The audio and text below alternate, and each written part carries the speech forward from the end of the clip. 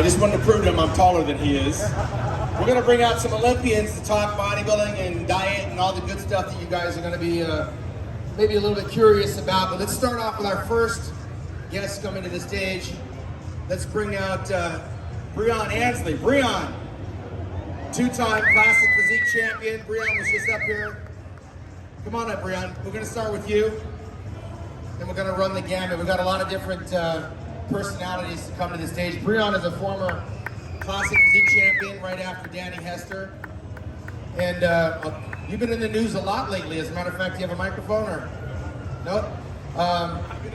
Yeah, you've been in the news a lot. I don't know if you read the papers or the magazines, but rumor has it you may be moving up to the 212, but right now you're going to go one more time to try to recapture the title of classic physique. Is that correct? That is correct. That is correct.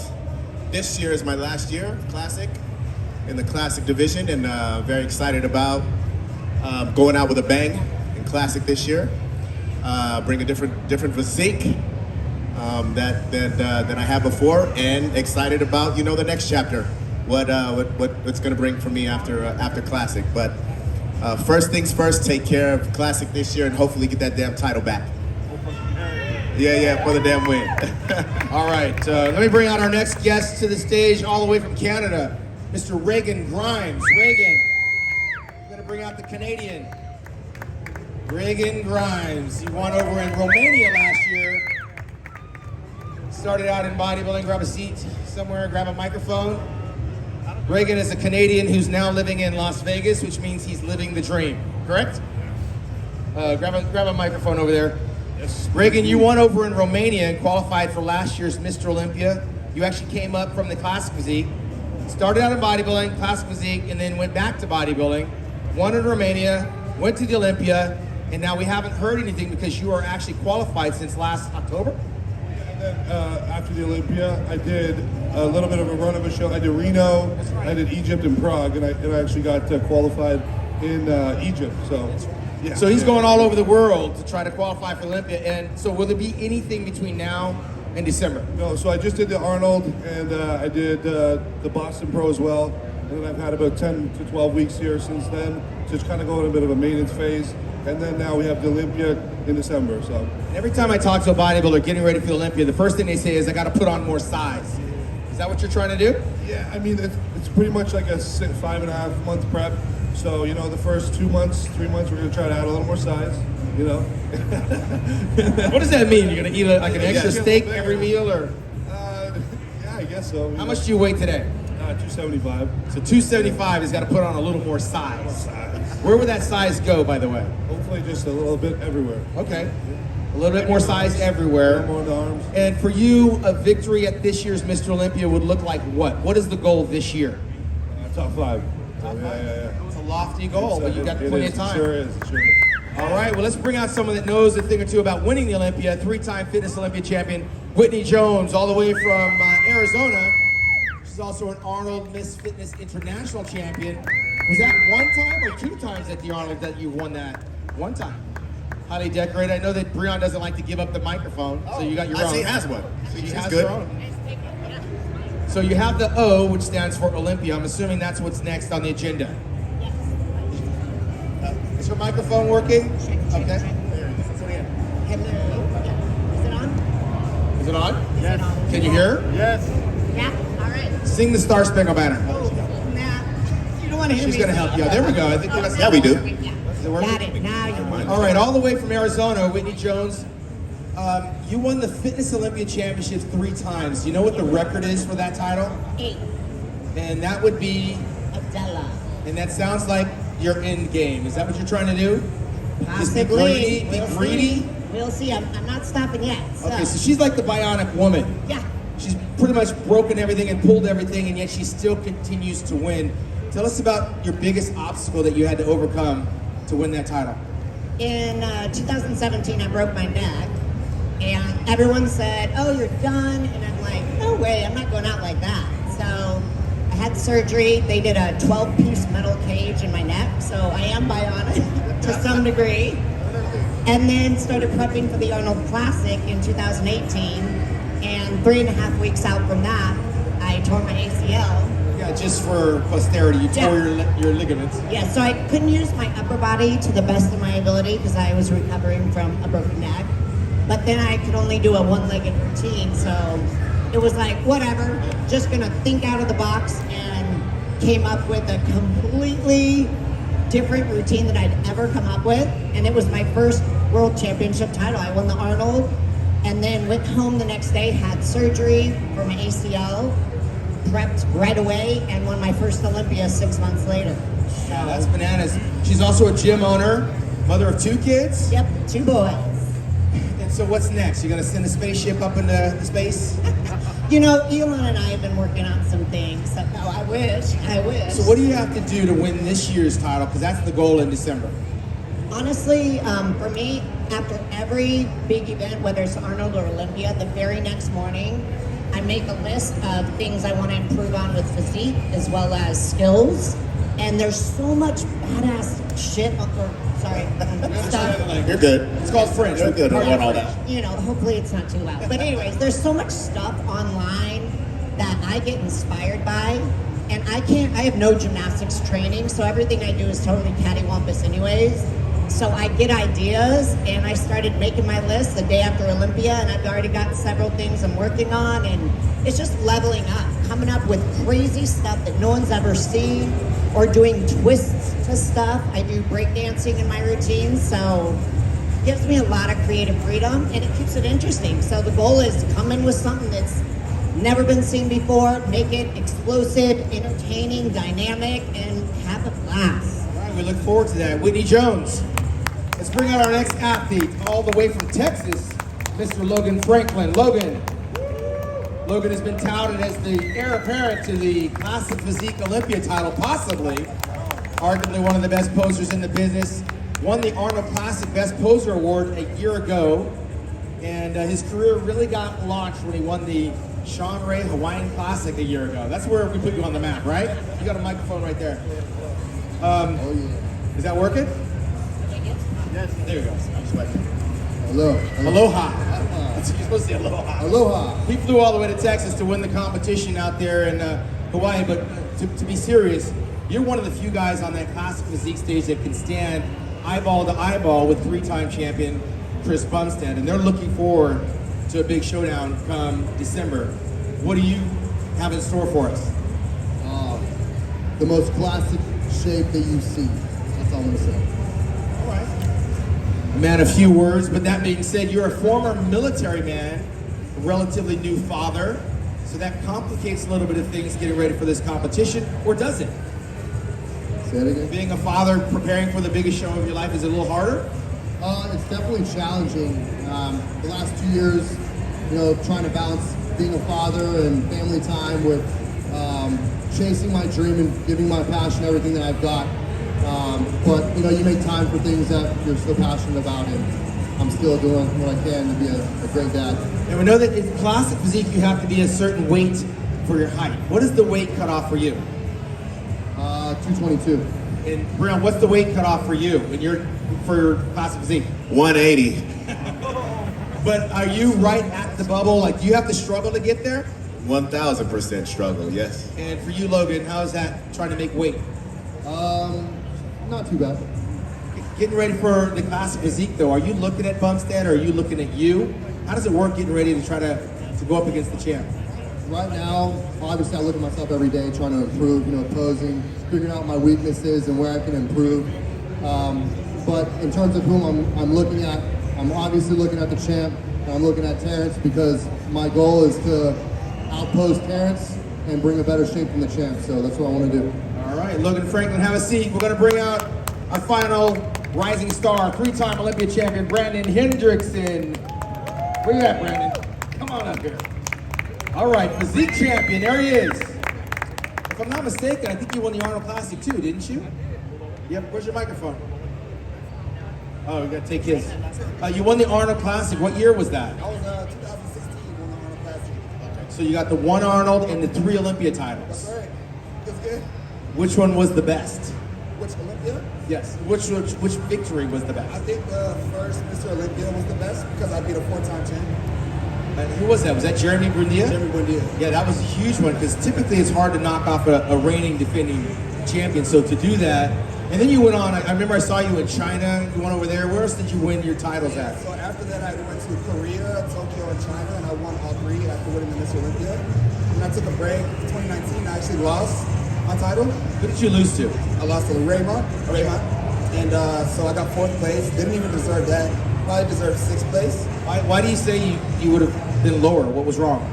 I just got comfortable. After winning the first year, it felt like I was on the top. I felt like I had nothing to prove, but that was the wrong mentality. But thank God for that loss. I needed that loss because that loss turned me into a monster.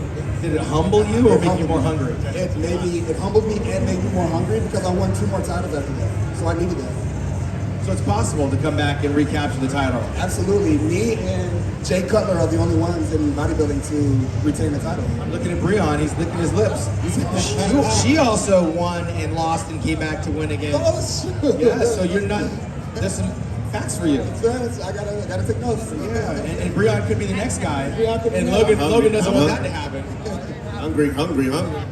There might be a pose down between Breon and Logan today. Oh, okay. All right, have a seat, brother. Yeah. So things have kind of changed because I remember back in the day when Men's Physique was paying like $5,000 to win the Olympia. Do you remember the first time as a pro, Whitney, what your paycheck looked like when you won your first pro? How much was that?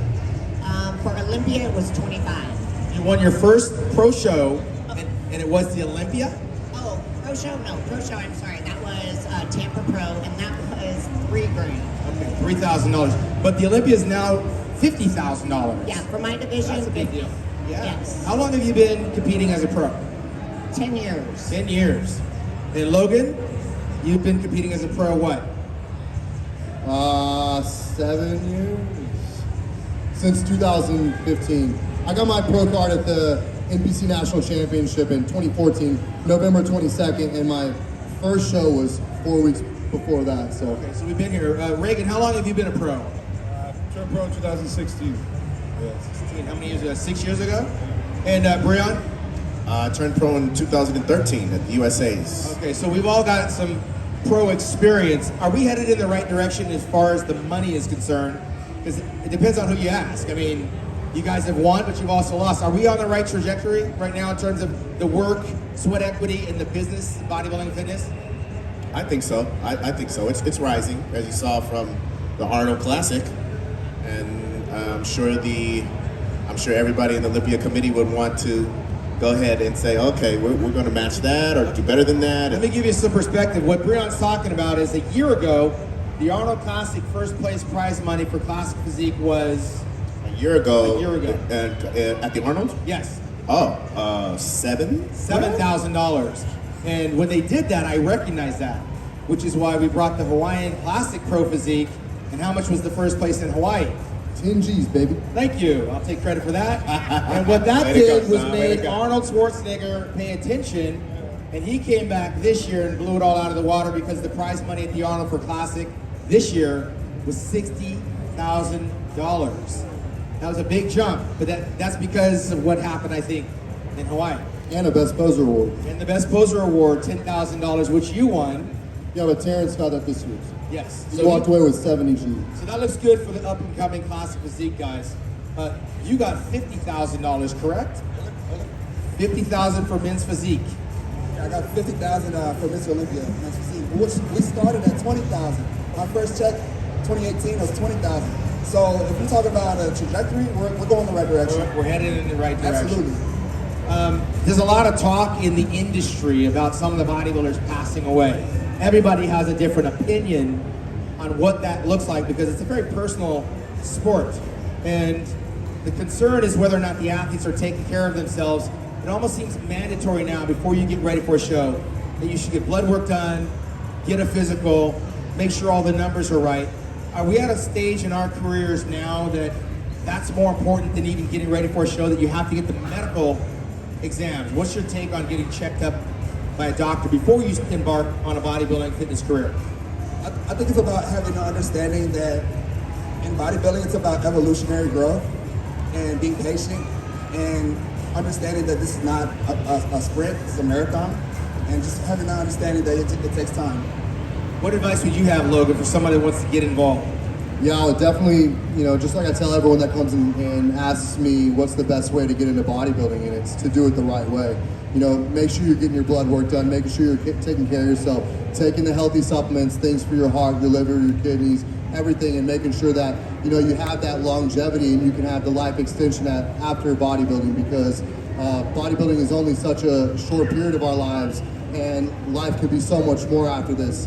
It's vital to be taking care of yourselves, just because this is an unhealthy sport, as people would say, but it doesn't have to be as unhealthy as it's become. And like you're talking about blood work, I actually have my next lab appointment on Tuesday, and I get my blood work done quarterly, so pretty much every 4 months. I do it before a cycle, after the cycle, and then again before my next cycle, so I'll have 2 back-to-back basically. Just making sure that I'm healthy, because I have a family to take care of. My son, I want to watch him grow, and I'm going to be here until as long as I can. I'd venture to say you've, Whitney, probably seen more doctors than anybody up on the stage. Being our veteran up here, longevity is something that's favored you because your level of performance hasn't dropped off, even in the face of all the injuries. What's your medical annual checkups look like? Well, I actually have my next blood work next week too, so I check it quarterly, because the thing is, especially what people don't understand, is everyone has this grandiose goal and they want it tomorrow, but people also hate wasting time. So when your hormones are out of balance, you could do everything perfect. You could be immaculate with food, never missing workouts, cardio, but your body will not change if you're not in balance. So it is very important to check. But yes, to answer your question, I have 3 different surgeons that I see regularly. I've had 18 surgeries already and broken almost every bone literally in my body, but keeps it interesting. And Breon, I know you work with a trainer or trainers and different people. How important is it to have the support of someone else? Well, during my era, we kind of came up on our own and did everything on our own. How important it is to have a second set of eyes or coach to work with? Very, very important, because we get in our own way, and we have the vision becomes just clear on one goal, and we kind of become a little maybe reckless, and maybe even the thought process can become a little reckless as well. So very important to have a second, third set of eyes, and your coaches to definitely throttle you down a little bit and say, hey, health is first, at all times, because that's what's going to, that's what's going to be at the end. The bigger picture is always best.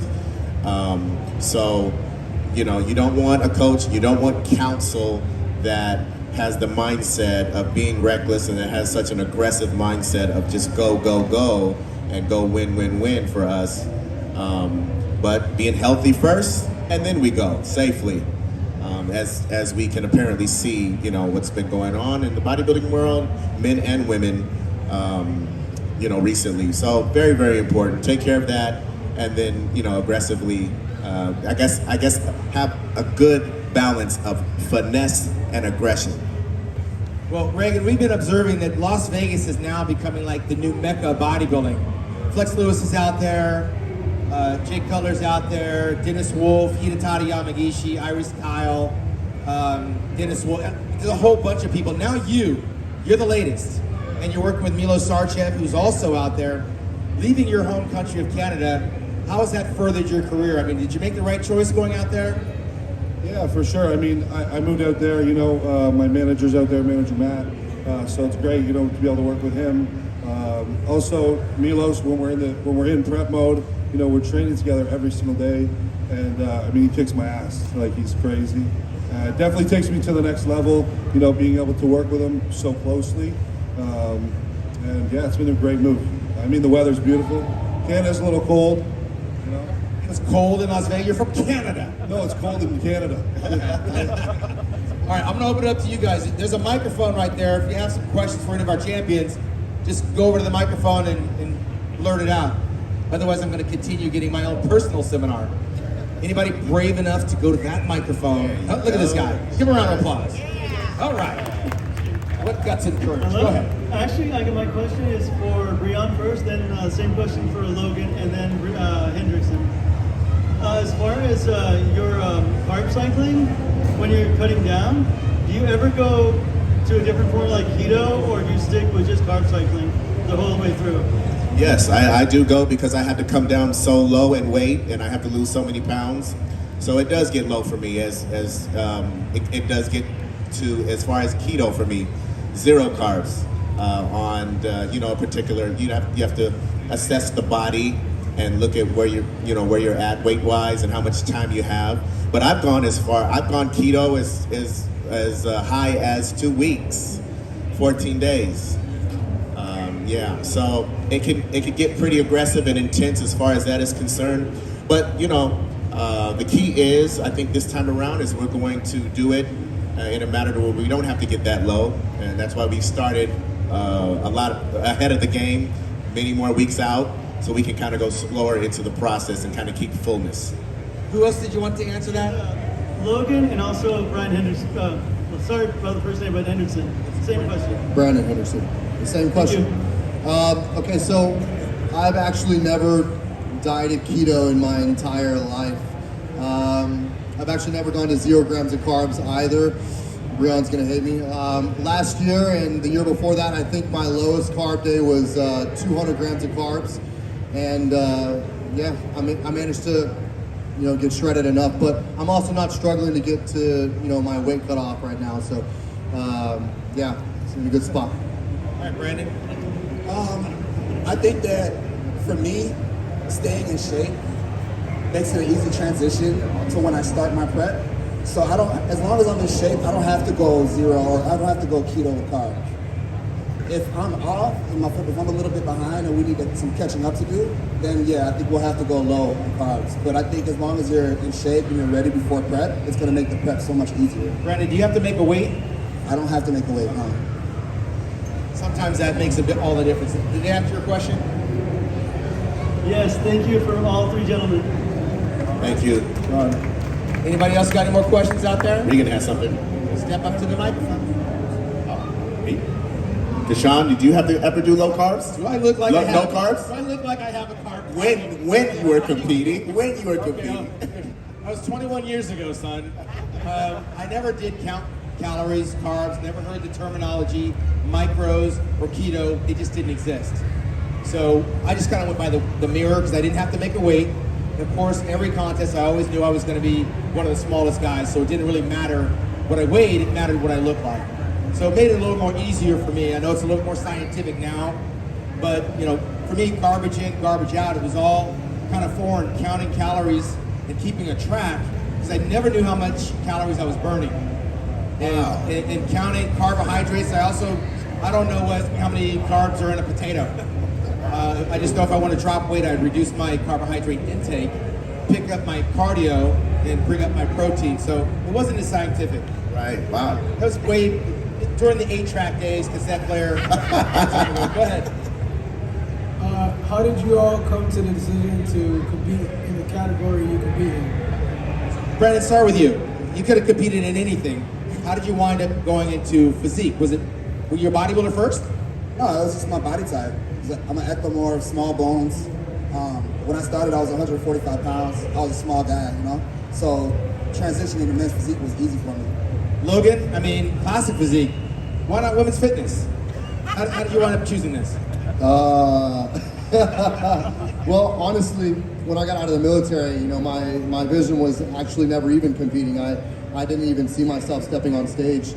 That's a long time ago, but I just wanted to be like a motivational speaker. I wanted to have YouTube channel and a website people could follow along and get inspired to chasing their dreams. And I went to the 2014 Mr. Olympia, and then that's whenever I was inspired to step on stage and try the men's physique thing, because that was the division at the time. There was no classic division, and looking at the top 5 guys, I felt that my physique could be fairly competitive with them. And like I said, that's where it began really. And then my vision just kind of evolved.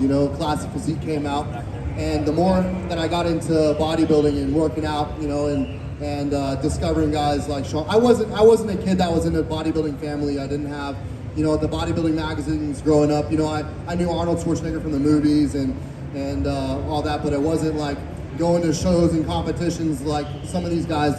Their fathers or moms, and you know, they're bodybuilding and they're experiencing this industry from an early age. So I never really had that vision early on, like I said, but as I got into it and discovering guys that, you know, were legends back in the day, Shawn Ray, Samir, Arnold, Lee Labradas, you know, guys like this, you know, that completed their physiques, had the ultimate aesthetics, you know, maintaining a small waist, and that's what I view as real bodybuilding. And along with the posing aspect, and I just, you know, after my time in men's physique, you know, I got to the point where I was like, damn, I feel like I look a lot better posing than I do just standing here. I mean, I looked awesome, you know, standing there, but I felt I looked much better in poses. I felt like my physique came alive, and like I said, you know, the vision evolved, and now we're here today, and we're still trucking. Right, and Whitney, for you, were you looking to become a fitness competitor right out of the gate? Because you look like kind of like you're a cheerleader. Did you have some cheerleading background? What did you do? I was a cheerleader. I have no gymnastics I wonder background, why. I could tell. I know, really? I mean, I think I swallowed a microphone as a child, actually. Could have been on Soul Train the way you move on stage, but why women's fitness instead of women's figure or bodybuilding? Well, actually, so I got into this sport completely out of a dare, if you want me to be honest, and it was somebody basically saying, I asked what this was. Like you, I didn't have a total background about it. And so I was like, oh, these girls are in shape, and like, you could never do well in this. And like, for me, that's all you gotta say, and it's on. Lit my fire. But I didn't know about fitness, so I did a show and was backstage doing figure, and I saw these girls having fun. They were in costumes, music, and I'm like, I don't know who they are, but I wanna hang with them. I like their vibe. So then I found out there was a fitness division, knew nothing about it, did my first show. It was the dumbest routine anyone's probably ever seen, but I loved it, and I was like, this is a class, and I was hooked ever since then. And Adela Garcia, she didn't have any gymnastics moves in her routine, but she won it 8 times. Yeah. Susie Curry, I think, won it 4 times, and she was like a gymnast. Yes. You were doing these flips and all of this stuff, no gymnastics training. No, I had 2 older brothers growing up who dared me to do ridiculous stuff, and I'm kind of a daredevil. So I took my pool raft out in the front yard and learned to do flips just so they were letting me hang out with them if I landed a skill. So it would take me like a week in the summer to learn like an aerial, which is a no-handed cartwheel. Or then it was the next time it was learn a back handspring. Well, I had a friend who was in gymnastics, so I knew the terminology, but I had no coaching or anything. And my parents both worked, so it's amazing I didn't like paralyze myself as a child, but Can you teach Breon to do an aerial? I want to learn. I want to learn Let's for do sure. it. I'm ready. I'm ready Breon, for you started out as a I'm ready for bodybuilder, lessons. right? You came in the game as a bodybuilder? Yes, as a bodybuilder. And my story is that at the time, there wasn't any classic physique. So I kind of took a few years off because classic physique didn't come about until 2016. So I competed in the 212 division in 2014, did terribly, took 15 off, expecting to come back again in for the 212, and then they constructed the classic division, and I said, oh, well, you'll get a kick out of this. When I turned pro I was about to say 19 something. In 2013, my weight cap in the middleweight was 176 pounds and a quarter. And at the time for the classic pro in 2016 was 175. So it was the same. I was like, well, if I turn pro there, I know my physique looks great there at that weight, right? So now where are we? 9 years later, I'm still around 5 pounds where I was. Sounds like my career. I didn't go up very high. Yeah. But it serves you well. You've always been in the hunt. You seem to be always near the top of the finish, top 4. Canada, did you start off as a bodybuilder or were you doing hockey? No, actually, it's funny. I started off the first competition that I did. I actually did both categories. So I did bodybuilding and I did men's physique. How'd that work out? How At was my it? first show. I don't know. They just allowed you to do that. So I was Wait, like, you won your first show, but did you win both divisions? No, so what's funny is I actually won the men's physique one, and I got second in the bodybuilding one. So at the time I was like, shit, I don't know what to do. Should I continue with this? But I like to grow, progress, keep getting bigger. I mean, that's what I love in the gym, you know. So I actually, you know, I came off the stage and I asked the guy, like, you know, what should I do? Like, do you think I'm a bodybuilder, or should I, you know, stay as a men's physique? And he's like, no, you for sure can get bigger, keep going. So I took 2 years off, and then I went back and made my journey to be a bodybuilder. Where did you turn pro? And then Brazil. So, you know, my first time ever getting canceled by the general public was a show that you were in. Do you remember this? Ah, okay. I think it was a Vancouver Pro. Oh, okay. And during prejudging, after prejudging to the finals, you were doing a bodybuilding show. I was the MC, and I predicted that you were not ready for prime time after prejudging. Right. And everyone in Canada started coming for me because they didn't know what the hell I was talking about. But you wound up getting fourth, and I recommended that you should go to Classic Physique, and you did. Yeah. And then you went on and won the Classic New York Pro. Yeah, so I've done all the I'm categories. saying all that to say this. I'm like Nostradamus when it comes down to that. Yeah. But Canada really wanted to cancel me because I said you weren't ready for prime time. But when you did Vancouver, how old were you? Jeez, I You're a must have baby. been, yeah, I was pretty young, 24. Yeah, I got tennis shoes older than that. Yeah, So yeah. you just look like you need to fill out Yeah, because you're so tall, but you were kind of thin. Right, so yeah, that show, that was my debut year. I did Chicago Pro, I got 5th. This is 2017 actually, wasn't it? Yeah, so my first year as a pro, I did Chicago, got 5th. And then I went into Vancouver, which was like a week later, got 2nd to Michael Logan. I probably should have just kept pushing from there. I mean, that's pretty close to a win. But actually after that, I went down to Classic. Yeah, you went to Classic, went to Yeah. New York and won. And I won, yeah. What made you come out of that? After you won Classic, you couldn't get down to that weight anymore? Yeah, it was kind of, it was really, really hard to get down. I felt like my physique looked better being fuller, you know. Yeah, smart decision. Yeah, when I sucked it down, it just didn't look where I wanted to be. You know? All right, well, you're right on time. Anybody got another question over here? Go to the mic. Is that Bert Perry, the media mogul from New York City? Welcome to Los Angeles, my friend. Give it up for Bert Perry. Just got out of jail about a week ago. What? You might have seen him over at the Salvation Army on your way in. Anybody got any questions over here? Bert, you got a question for our panel up here? You got a question for any of our celebrity stars? Rising stars? Yeah, I met her. Yeah, that's Whitney Jones, 3-time Miss Olympia. Thanks for waking up and joining us. And that is... That's the other black guy, Brandon Hendrickson from the East Coast. I give him a hard time. He picked me up in New York City back in 1988, my very first time there. He picked me up. I came out of the airport. LaGuardia Airport. I think I set my bag LaGuardia down. Airport, New York City. I set my bag down, and this guy comes up out of nowhere. I've never seen him before. Takes off with my bag. Welcome to New York. We've been friends ever since. 1988. I saw him do his first contest. All right, Bert. We're gonna have lunch later. We'll talk later. You got a question? This guy. This guy's Brandon Hendrickson. He's won 3 Olympia champions and an Arnold Classic winner. I'll give you the resumes later, but do you have a question? How tall are you? Thank you for that important question. Go ahead, I Brandon. can't tell from him sitting down. Okay. Okay. 5'9", Just give you 5'9". perspective. I'm 5'7.5" on a good day. Now, you know, back in the day, Shawn will tell you this, they used to take markdown points for guys who had tattoos back in the 80s and the 90s. So you guys are the new generation. So how do you feel about setting an example for the youngsters coming up, Generation Z, whoever else here that's a teenager born in 2000? Do you think they should get tattoos and work out and build big muscles, or keep their body clean and respectable and appealing for mainstream So America? basically what you're saying, he's violated the body by tattooing it up and graffiti all over the place. So Yeah. All right, we'll get to it. Have a seat. Go ahead, Brandon. But how do you feel about ruining your physique with your 3 Olympia titles and your Arnold Classic title and just ruining it for Generation Z? What is this all about? What's all this stuff? I'll say that you guys do what you want, just don't hide your strengths. I'll say that. The tattoo's not gonna affect anything. I won 3 Mr. Olympia titles, I won an Arnold Classic title, that didn't stop nothing. and I'm gonna get more. I'm gonna get another one this year too.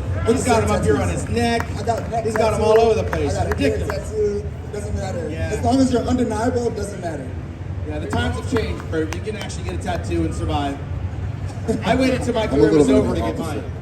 We have another brave guy. Go ahead. Thank you so much for setting the example for all of us. Thank you. I feel like I'm in church right now. Amen. I've been watching you. I love you. Thank you. All right. Thank you very Thank much. you for whispering that. Any other questions over here? Come to the microphone. We're going to wrap this up. It's Sunday.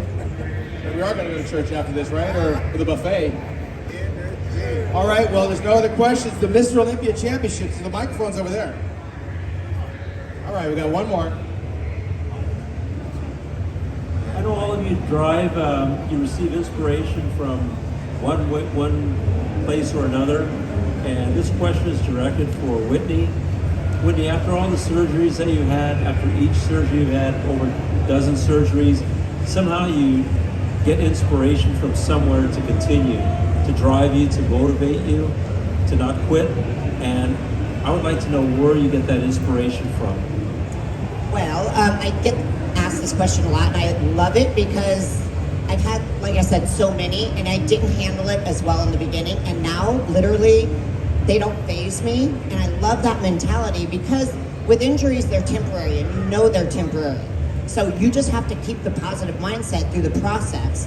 What I learned, though, was it's the whole, you don't have to, you get to. So when I was down and out, like especially when I broke my neck, there was very little I could do. So you start appreciating all the stuff that you took for granted. And I would have just loved to be able to walk around the neighborhood those first few weeks when I'm in that neck brace, can't move, but I couldn't. So as soon as I could, there was not ever going to be a day I took it for granted. So every time since then, you find something that you can do, what you can do.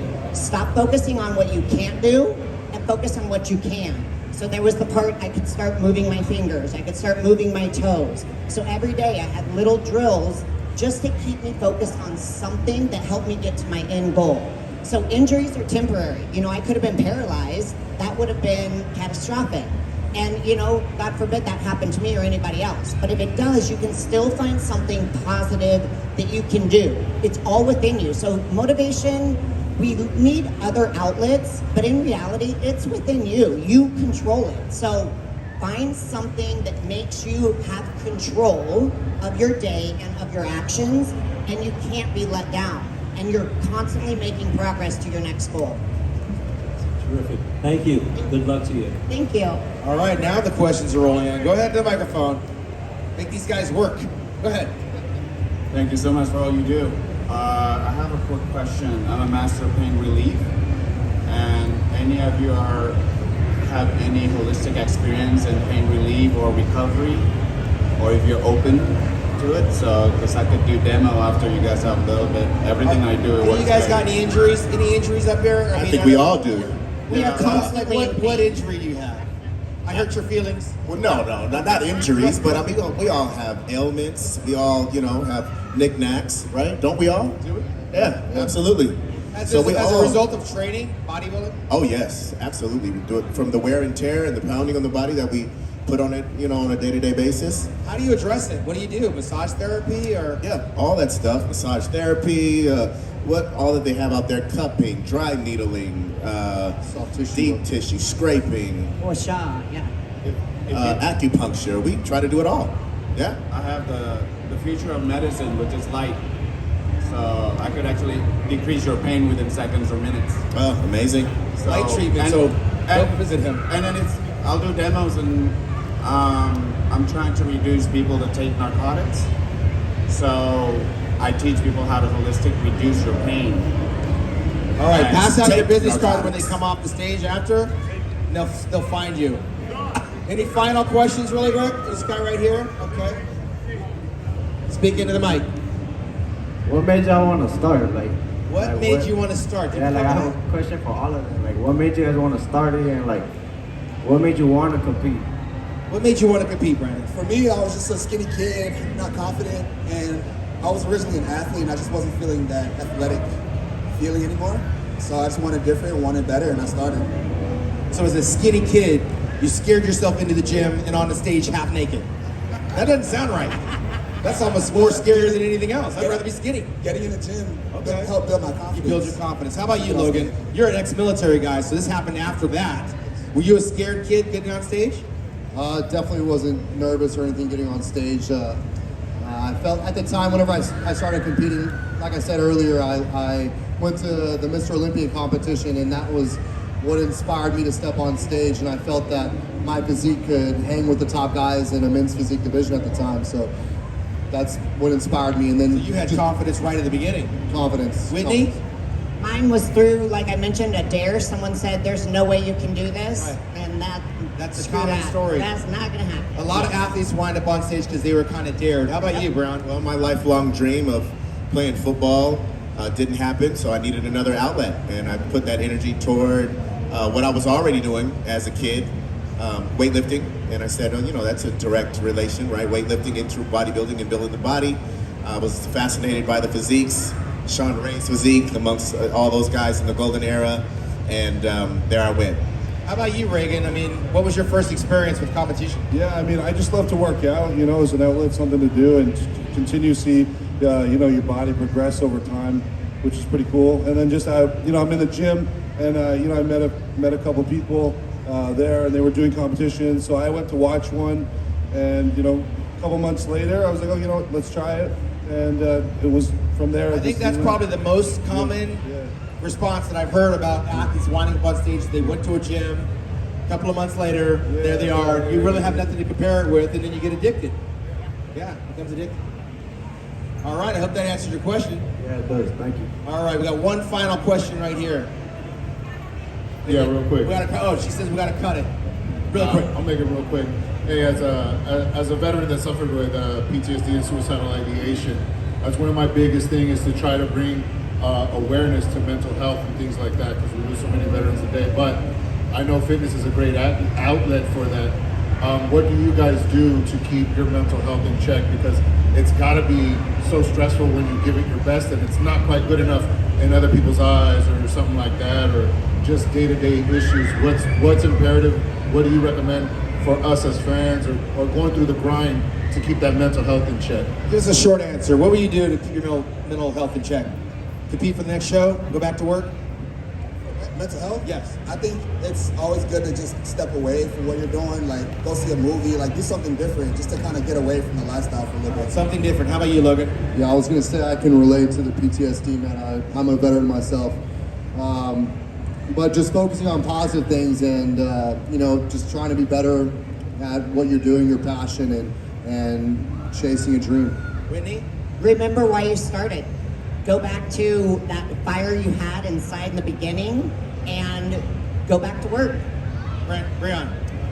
Meditation for me. Have meditation, focusing, really having a good core group of positive people around you, and just focusing on, you know, doing their best to be positive on a day-to-day basis. Regan?